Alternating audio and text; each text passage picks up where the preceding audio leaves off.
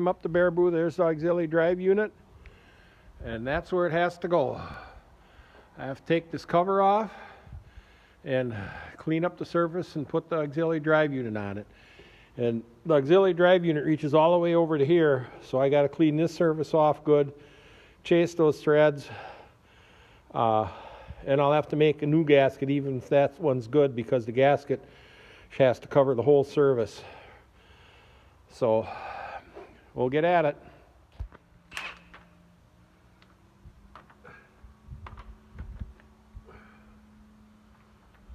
Well, we have two different size heads on these cap screws. 7/8 and 50. I think this is the only one that's 7/8. Oh, that one is.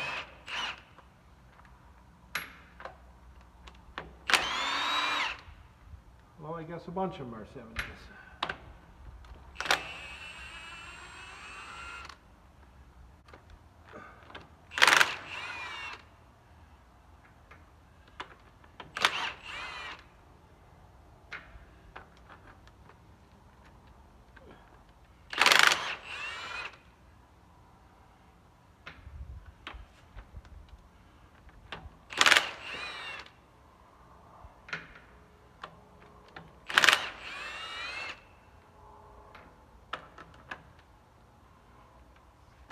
Only two are 15/16.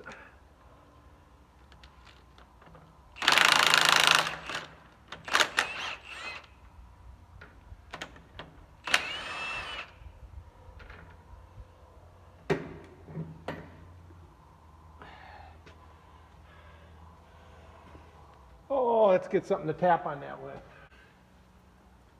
Well, I tapped on it and I got it to come loose. That cover has to come off.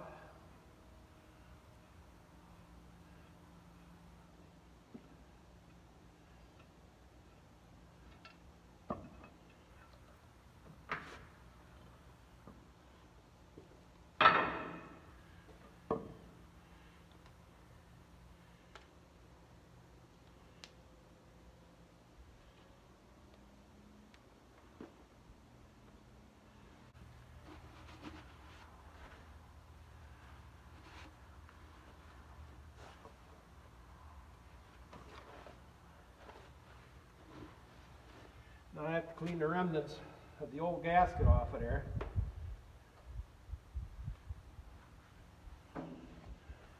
I have this gasket surface pretty well cleaned off. I'm going to have to bring the wire brush on the 4-inch side grinder to clean the rust off of there and some sandpaper, and I got to chase those threads.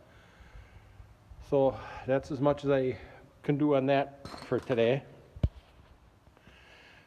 I had to make a gasket for this governor cover, so I'm putting that on, and I had to make a gasket for this cover for the top of the timing gear case, but this will be coming off again after I get it home, because this is where the hydraulic pump goes.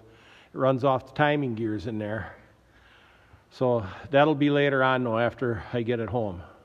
So we'll get these covers bolted on. Well, I'm puffing a little now. I tried starting it with the bar. I got it to fire one time. I think I'm about done for the day. Tomorrow I'll probably put in a full day. I'll have help here tomorrow so we can pull it to start it and help putting the auxiliary drive on the back. So I think that's going to be it for today. We'll see you again tomorrow. Thanks for watching. Bye. Well, everyone, I'm back home, and I'm going to show you what I got delivered this morning before I went up to Baraboo. It's another cable scraper. I actually bought this in, I think it was March, on an online auction. It came out of Nebraska.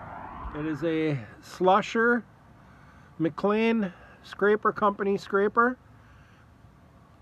I think 3-yard. You can see the dolly on the front is off. I don't know if it was purposely taken off or broke off, and I don't know what that is they have welded on the front here. If they were trying to make it a towed scraper that hitched on that way, but I'm going to be putting the dolly back on. Here's the dolly. I got that with it, so that will be going back on it, and is the right size to be pulled by either the TD9 or a D4. So eventually that's what I'll be pulling it with. So I think this really rounds out my collection of scrapers.